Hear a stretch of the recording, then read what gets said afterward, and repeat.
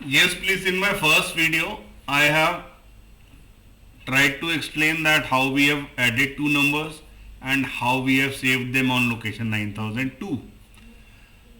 But एक doubt आप सबके मन में होना चाहिए कि ये जो C था, मैंने MVIC किया, JNC लूप लिया, what is that for, why? उसका तो कोई रोल आया ही नहीं। तो उसके रोल को समझाने के लिए ये नेक्स्ट वीडियो मैं आपके लिए बना रहा हूं। अब समझिए, ध्यान दीजिएगा तो सब समझ में आएगा। अभी बाई चांस मैंने जो दो नंबर लिए 32 और 40, वो दोनों ऐसे नंबर थे कि दोनों 8 बिट नंबर्स थे और ऐड करके जो रिजल्ट आया 74, वो भी 8 बिट का था, उसमें कोई कैरी नहीं था। लेकिन अगर मैं कोई दो 8 बिट नंबर ऐसे ऐड करूं जिसमें कैरी आए, तो वो कैरी मैं देखता तो फ्लैग रजिस्टर पे हूं, लेकिन अगर मैं उस रिजल्ट को भी स्टोर कराना है तो वो स्टोर कैसे कराऊंगा? उसके लिए हमने ये सी को यूज किया। तो उसकी एक्सप्लेनेशन के लिए मैं ये प्रोग्राम में डेटा चेंज करके अब आपको फिर से रन करा के दिखाता हूं। अब मैं क्या करने वाला हूं कि इस प्रोग्राम को रन करने से पहले मैंने ये जो डेटा 32 था, इस डेटा को मैंने कर दिया 92, और ये जो डेटा मेरा दूसरा था इसको मैंने कर दिया 87।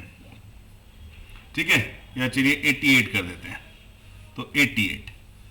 अब आपको समझ में आएगा कि सी का रोल क्या है। सी का रोल क्या है? सी एक रजिस्टर है जिसको मैंने इनिशियली 0 किया। तो अब मेरा फोकस एडिशन के साथ सी को एक्सप्लेन करना भी है, तो एक बार प्लीज दोबारा से ध्यान देंगे। फिर से मैं सिंगल स्टेप रन करने वाला हूं प्रोग्राम को, but remember now I have change the data on location 9000 and 9001। तो again I am assembling the code again. Assemble जब मैंने कोड को किया तो उसमें कोई चेंज नहीं होने वाला है, क्योंकि कोड सेम है, कोड में कोई चेंज नहीं है। चेंज मैंने क्या किया? जो मेमोरी लोकेशन पे डेटा था वो चेंज किया। तो अब हम रन करके देखते हैं कि क्या वो चेंज रिफ्लेक्ट हो रहा है और कैसे हो रहा है। तो पहले मैंने सिंगल स्टेप रन किया, देखिए। तो अभी मैंने क्या किया? MVIC सी को 0 किया, तो सी इज 0, वो यहां पे दिखाई दे रहा है, सी इज 0। ठीक है, फिर मूव ए कॉमा बी, सॉरी LDA 9000। अब LDA 9000 किया तो देखिए ए में क्या डेटा आ गया? 92, क्योंकि नाउ 9000 पे क्या डेटा स्टोर्ड है? 92। फिर सिंगल स्टेप रन किया, अब देखिए बी में 92 शिफ्ट हो गया, मूव ए कॉमा बी, यानी जो फर्स्ट डेटा था 92 वो मैंने बी में सेव कर दिया। और LDA 9001 सिंगल स्टेप किया, अब देखिए एक्यूमुलेटर में सेकंड डेटा 88 आ गया।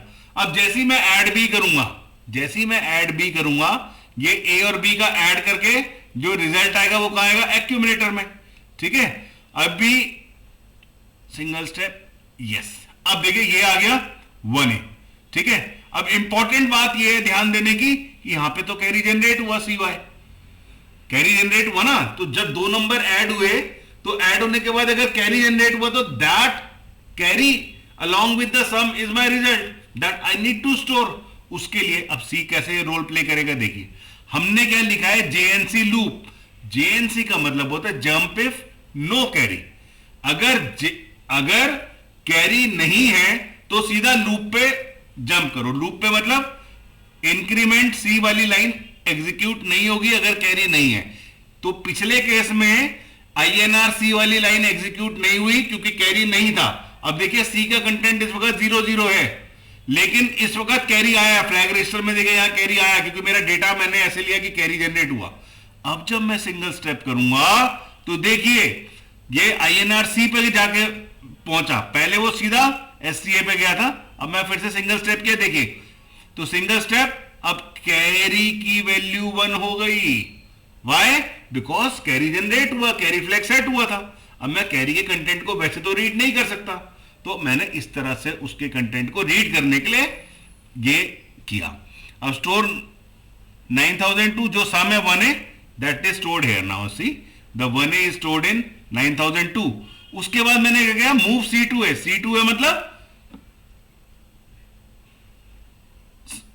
And then store 9003। अब मैंने जो सी का कंटेंट था, क्योंकि एक बार इंक्रीमेंट हो गया था सी का कंटेंट, तो सी में आ गया था 1, उसको मैंने एक्यूमुलेटर में डाला। और क्योंकि मेमोरी पे अगर डेटा स्टोर करना है या रिट्रीव करना है तो एक्यूमुलेटर के थ्रू ही होगा और किसी रजिस्टर से नहीं होगा। तो मेरे को पहले सी के कंटेंट को मैंने ए में डाला और फिर वहां से उस डेटा को 9003 पे स्टोर करा दिया। तो अब आप देखिए 9003 पे क्या डेटा आ गया 01। तो what is this 01? This 01 is the carry that is generated after the operation, right? So 9002 पे जो डेटा है 1A that is the 8-bit sum, and 9003 पे जो डेटा है दैट इज माय कैरी। तो यहां पे 1 तभी आएगा जब कैरी जनरेट होगा। तो this is the role of register C. I hope this is clear to all of you. If not, एक बार दो बार दोबारा वीडियो देखिए, मेरा समझ में आ जाएगा। Thank you all, have a great day.